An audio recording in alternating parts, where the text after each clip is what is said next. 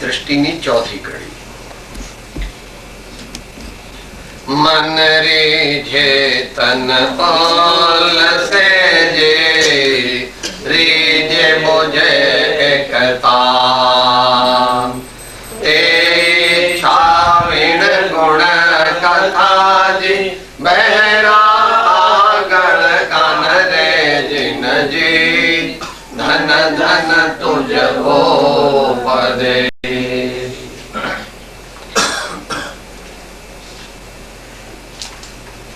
लगभग उत्तम मुमुक्षुताની નજીક આવી ગયો એનું ચિહ્ન શું? સબ્જેક્ટિવ. એવું સાહેબ કેવડી ભગવાન જાણે કે ના ના કેવડી ભગવાન છે બધું જાણે છે. તને ખબર પડવી જોઈએ ભગવાનનો માર્ગ, ભગવાને કહેલો માર્ગ ઉધાર્યો નથી. એ કેવડી ભગવાન જાણે કે મને શું થયું, એવું નથી. You feel for yourself. It's a hard fact of life. It's a truthful, direct experience. તો જ ભગવાન મહેલ છોડી શકે. ભગવાનને જેટલું સુખ મહેલમાં હતું એના કરતા ઘણું વધારે સુખ ભગવાનને વનમાં હતું, મુનિ તરીકે હતું. તો જ ભગવાન દીક્ષા લે. અને જો એમને દીક્ષા લે તો તમે શું કહો? दुनिया वाला पण શું કે સાહેબ ભગવાનનું ઊંધા રસ્તે ચડી ગયા બિચારા. ભગવાન બિચારા ઊંધા રસ્તે ચડી ગયા. એમને કોણ જાણે ઊંધી મતી એવી સૂજી કે આવો મહેલની સાહેબી ને બધા પ્રકારની સગવડ છોડી ને બિચારા દુખી દુખી એકલા જંગલમાં. એવી તારી કલ્પના તે તદ્દન પાયા વિનાની અને અસત્ય છે. કારણ કે ભગવાન તો વધતા વધતા આનંદમાં છે. જો કે સામાન્ય માણસને સમજાવવું અઘરું છે કે એમને આનંદ ક્યાંથી પ્રગટે છે. એમની ક્ષમતામાંથી પ્રગટે છે, એમની સમાધિમાંથી પ્રગટે છે, એમની જાગૃતિમાંથી પ્રગટે છે. એમના આત્મા પરના આવરણો જે હતા એ બધા લગભગ નીકળી જવા આવ્યા. એની ઝલક અહીંયા મળે છે પણ હજુ એક તાત્વિક નથી. મન રીઝે તન ઉલ્લસે જી. આનંદજી મહારાજે એનું ઇન્ડિકેશન કર્યું છે અને કૃપાળુ 254 માં એનું ઇન્ડિકેશન. ચિત્ત પ્રસન્ને રે પૂજન ફળ, પૂજા અખંડિત. પૂજા કર્યા પછી ગુસ્સો કરે, પૂજા કર્યા પછી એમ લાગે હા આ અડધો નકામા શું પૂજા પૂજા દરરોજ કરવાની ન કરવી. હા હું તો આવું નિયમ લઈ આવી છું, મને ન ગમતું. ચિત્ત પ્રસન્ને રે પૂજન ફળ કર્યું. હજુ અડધો કલાક બીજી પૂજા કરીએ તો વધારે સારું, શાંતિ લાગે, પ્રસન્નતા લાગે છે, અંદરમાં એક હળવાશનો અનુભવ થાય છે. તો પૂજા બરાબર કરી. મન રીઝે તન ઉલ્લસે જી. આ રોમ રાજી આખી ખડી થઈ જાય. રોમ રોમ હુલસે એમ કે છે ને ભાઈ, ધ્રુવા ખડા થઈ જાય આનંદ. ભગવત નું સ્મરણ, પરમાત્માનું સ્મરણ, એનાથી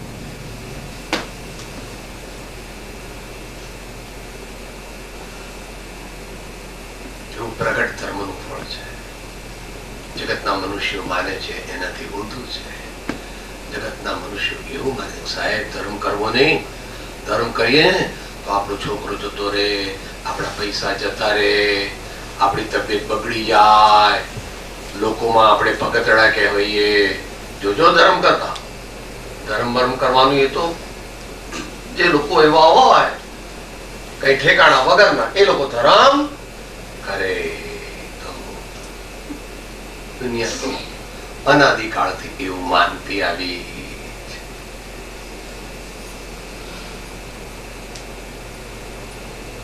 દુનિયાનું સુખ જોઈતું હોય તો પણ તેનો સાચો ઉપાય તે ધર્મ કરવો તે છે. ધર્મ એટલે સારા ભાવ, સાચા ભાવ, પુણ્ય અર્જન કરે એવા ભાવ, ચિત્તને પવિત્ર કરે એવા ભાવ, જગતના સર્વ જીવોનું કલ્યાણ થાય એવા ભાવ. એવું કહીએ તો આ દુનિયાની સંપત્તિ આપણને શોધતી આવે, આપણે એની પાછળ જવું પડે. પણ આવું સ્વીકારે કોણ? એનું નામ સમ્યક દ્રષ્ટિ.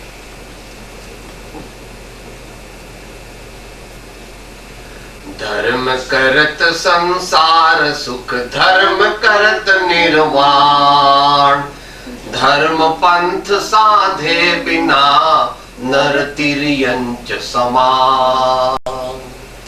ધર્મ પંથ સાધે બિના નર તિર્યંચ સમાન. મોક્ષમાળા ચોથો પાઠ અને 67મો પાઠ. તો એ અરે ભવ ચક્રનો આંટો નહીં.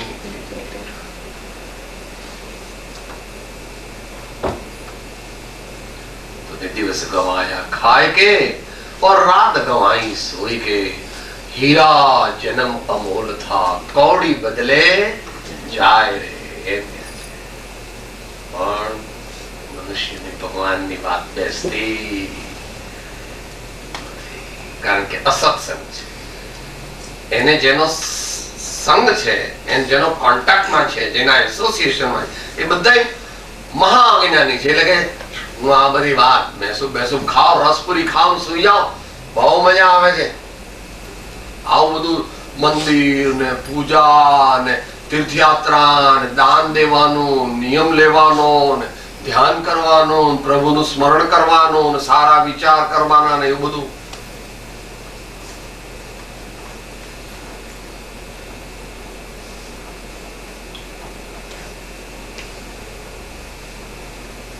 તે ચાવિણ ગુણ કથાજી, બહેરા આગળ ગાનર જીનજી, ધન ધન તુજ ઓપદે.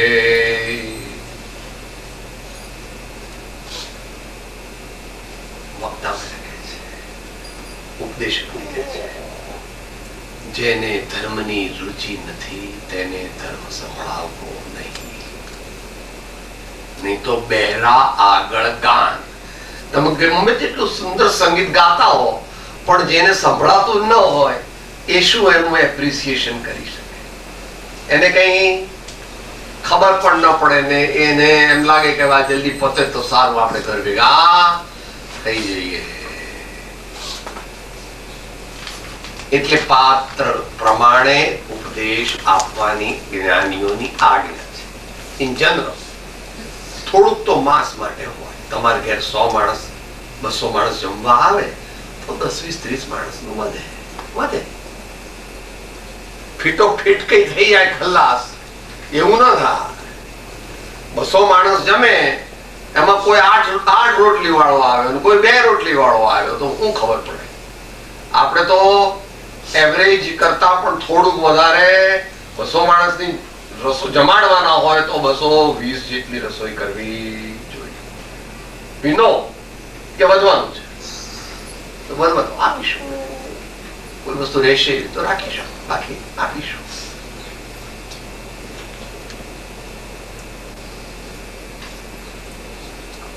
માટે સુપાત્રને યથાર્થ ઉપદેશ આપવો તે ક્લાસ ઉપદેશ. અને માસને જે ઉપદેશ આપવામાં આવે છે તે અધ્યાત્મ જ્ઞાનનો નથી આપવામાં આવતો. એ તો ફર્સ્ટ બીકમ એ જેન્ટલમેન.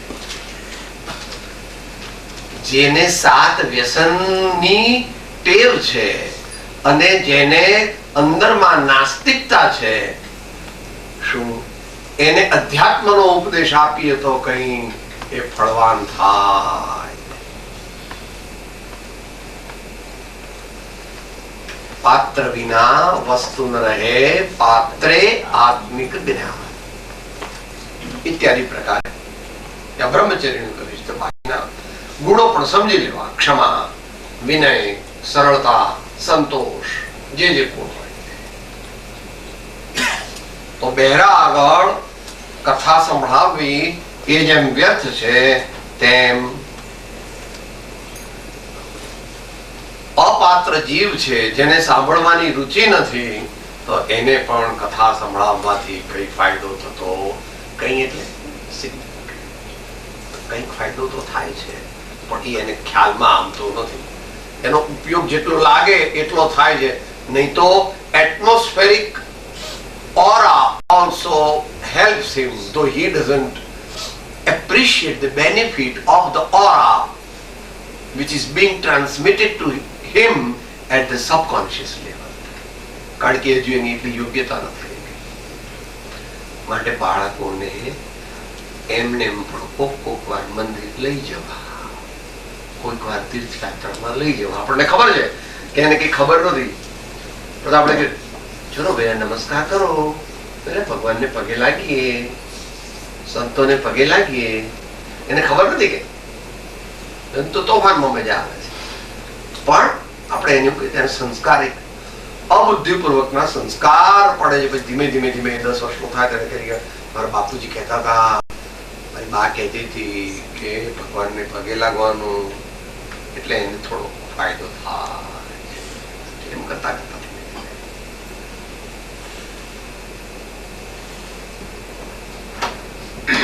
હવે અહીંયા પુણ્ય વધવા માંડે છે. એટલે છેલ્લી 5મી કડી છે. વિઘ્ન ઇહા પ્રાયે નહીં જે ધર્મ હેતુ માં કોઈ, અનાચાર પરિહાર તેજે સો યશ મહોદય હોય જીનજી, ધન ધન તુજ ગોપદે.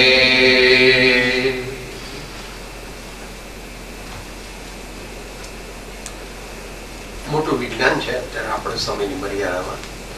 વિઘ્ન એટલે વિઘ્ન, વિઘ્ન એટલે અંતરાય. અંતરાય નામનું આત્મા સાથે લાગેલું ઘાતી કર્મ છે. આત્મા એટલે આપણા બધા સાથે ઘણા બધા કર્મો લાગેલા છે, એમાં 4 ઘાતી કર્મો છે. ઘાતી એટલે જે આપણને વધારે નુકસાન કરે, મૂળમાં ઘા કરે. જ્ઞાનાવરણી, દર્શનાવરણી, મોહની અને અંતરા, 4 જે છે એ ઘાતી કર્મો છે. એ ઘાતી કર્મો જે છે એમાં એક અંતરાય છે. તો આપણને કઈ પણ સારું કામ કરવા જઈએ તો એ કર્મ નું નિમિત્ત છે, એ કર્મ એ આપણને રોકે છે, એમ કહેવાય.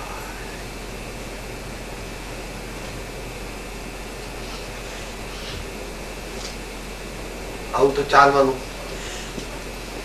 જેમ કઈ પણ સારું કામ કરવા જઈએ ત્યારે ઘણા લોકો આપણને રોકે છે કે ભાઈ આવું ક્યાં કરવાનું, તમે આવું બધું શું કરો છો? તો આપણે એમને સમજાવી કે ભાઈ આવું કરવાની સંતોની આજ્ઞા છે, આવું કરવાથી શાંતિ મળે, આવું કરવાની ભગવાનની આજ્ઞા છે, આવું કરવાથી આપણે સજ્જન બનીએ, આવું કરવાથી સમાજમાં પણ આપણી શાખ વધે. બધા પ્રકારે વિચાર કરે. વિઘ્ન ઇહા પ્રાયે નહીં. હવે ધર્મમાં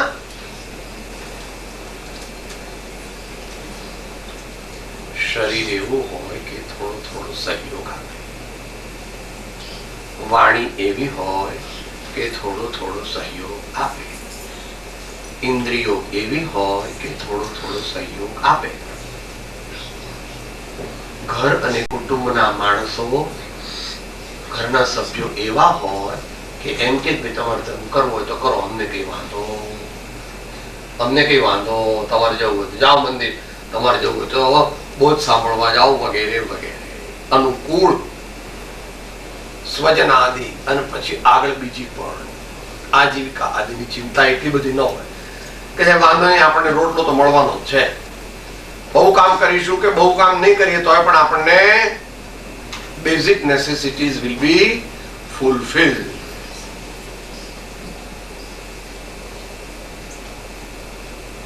એ પ્રમાણે ધર્મ કરવા માટેના અનુકૂળ સંયોગો અંતરાય કર્મની નો ઉપશમ થવાથી મળતા જાય છે, મળતા જાય છે. એક પછી એક ધર્મ કરવાની, ધર્મ ભાવના વધારવાની અનુકૂળતા એના જીવનમાં થતી જાય. કેમ? પુણ્ય વધી ગયું, પાપ ઘટી ગયું. એનું નામ પાપનું અપકર્ષણ થઈ ગયું, પુણ્યનું ઉત્કર્ષણ થઈ ગયું. અને અમુક મોટા ભાગનું પાપ એનું સંક્રમણ થઈ ગયું. એસિડ રૂપી પાપ હતું, એમાં પુણ્ય રૂપી આલ્કલી એટલું પડ્યું કે જેથી એ એસિડ આલ્કલાઇન બની ગયો. એટલે શું થયું કે એની એસિડિટી જતી રહી, સંક્રમણ, એની જાત બદલાઈ ગઈ, એને સંક્રમણ.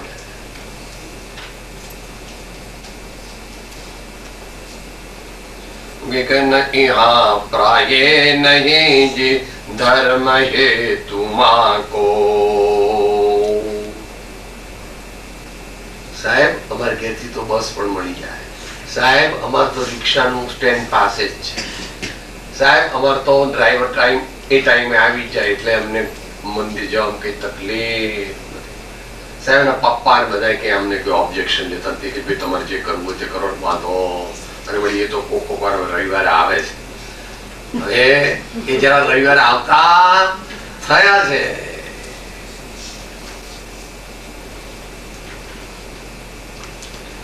અનાચાર પરિહાર થી જે સુયશ મહોદય હોય રે જીનજી ધન ધન તુજ ઉપદે.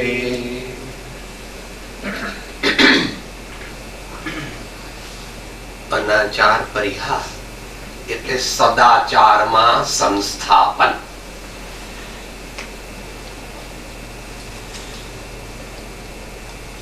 A good repose in the noble conduct.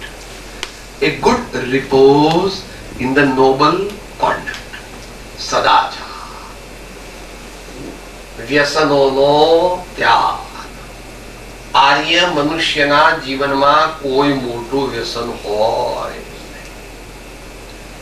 અને બીજું મોટું ખોટકું, મોટકી ચોરી બધું એવું પણ ન હોય જેનાથી આચારનો ભંગ થાય, શ્રાવકના સામાન્ય આચારનો ભંગ થાય એવું કાર્ય તેઓ પોતાની પૂરી શક્તિ લગાવીને મનથી પણ કરતા નથી, વચનથી પણ કરતા નથી, શરીરથી પણ કરતા નથી અને બીજાઓ દ્વારા કરાવતા પણ નથી.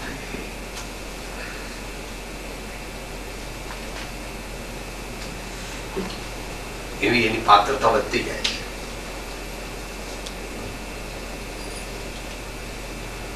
હું સારું કામ કરીશ, હું કોઈ સારું કામ કરતું હશે તો તેની પ્રશંસા કરીશ અને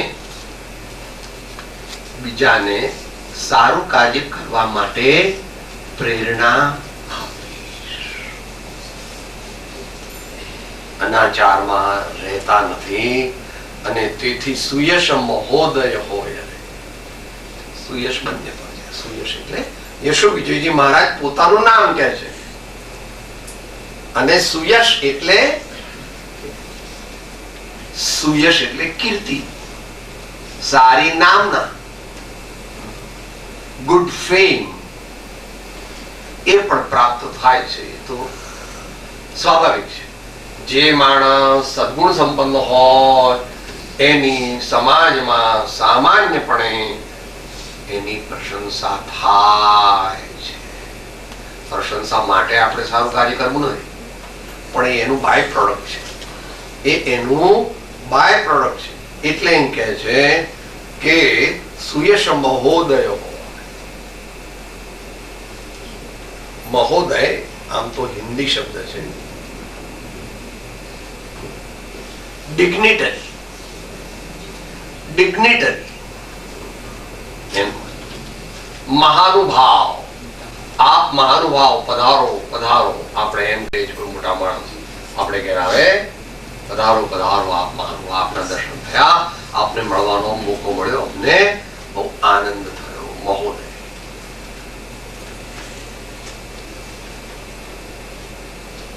જેના પુણ્યનો વિશેષ વિશેષપણે ઉદય થયો છે તેવા, જે સદગુણ સંપન્ન પણ છે તેવા બને છે એમ યશોવિજયજી મહારાજ કહે છે. એમ કહી અને અહીં ત્રીજી બલા દ્રષ્ટિ પૂરી થાય છે. ત્યાર પછી ચોથી દીપ્તા દ્રષ્ટિ આવવાની છે. એ આપણે આવતીકાલે વિચારવાના છીએ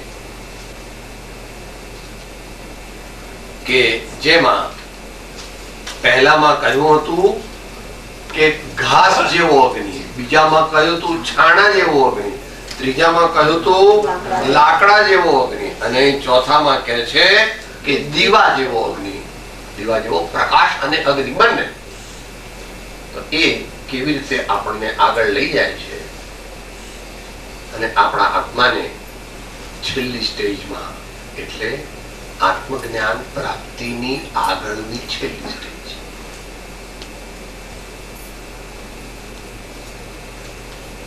મહાવીર ભગવાને પ્રાયોગ્ય લબ્ધિ અને કરણ લબ્ધિ વગેરે કહ્યું છે. પ્રાયોગ્ય લબ્ધિ અને કરણ લબ્ધિ એ બધી શાસ્ત્રમાં બધી પરિભાષા બધી ઘણી છે. Mahavir was A super scientist. એમને ઓળખનાર અત્યારે થોડા કઈ રહી ગયા છે કે જય ભગવાન, જય ભગવાન. આપણે જૈનમાં જન્મ એટલે મહાવીર ભગવાન આપણા ભગવાન, જય ભગવાન, જય ભગવાન. એમ આપણે મહાવીર ભગવાનને જાણીએ છીએ, પણ મહાવીર ભગવાન એવા છે. મહાવીર ભગવાન તો અનંત આનંદમાં વિરાજમાન કૃતકૃત્ય પરમાત્મા છે, સિદ્ધ થઈ ગયા છે અને આપણને પણ એવો જ ઉપદેશ આપી ગયા છે કે આ મનુષ્ય ભવનું મુખ્ય કર્તવ્ય તે ધર્મની આરાધના દ્વારા પોતાના સાચા સ્વરૂપની ઓળખાણ કરવી તે છે. પછી કુટુંબ ચલાવવું, છોકરાઓને સંસ્કાર આપવા, સમાજની સેવા કરવી, ને સારા કામ કરવું, બધું બરાબર છે, પણ ધ્યેય શું હોવું જોઈએ?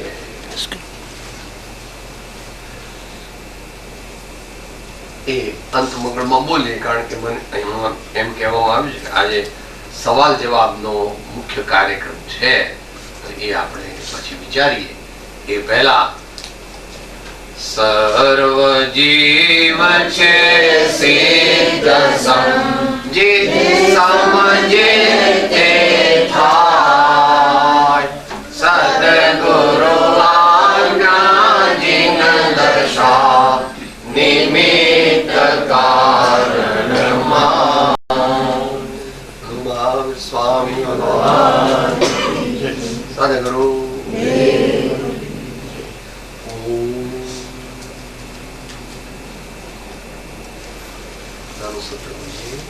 હું આત્મા છું, આપનો સેવક છું, સૌનો મિત્ર છું. આત્મા છું, આપનો સેવક છું, સૌનો મિત્ર છું. આત્મા છું, આપનો સેવક છું, મિત્ર છું.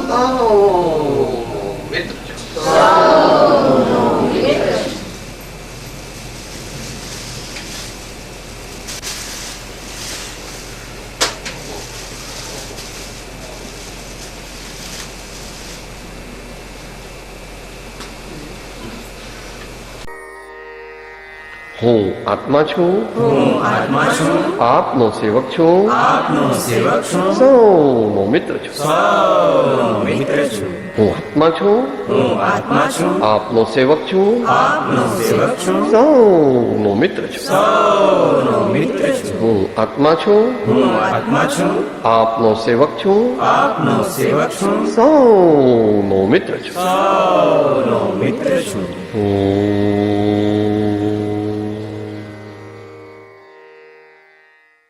જય સદગુરુ વંદન. જય સદગુરુ વંદન.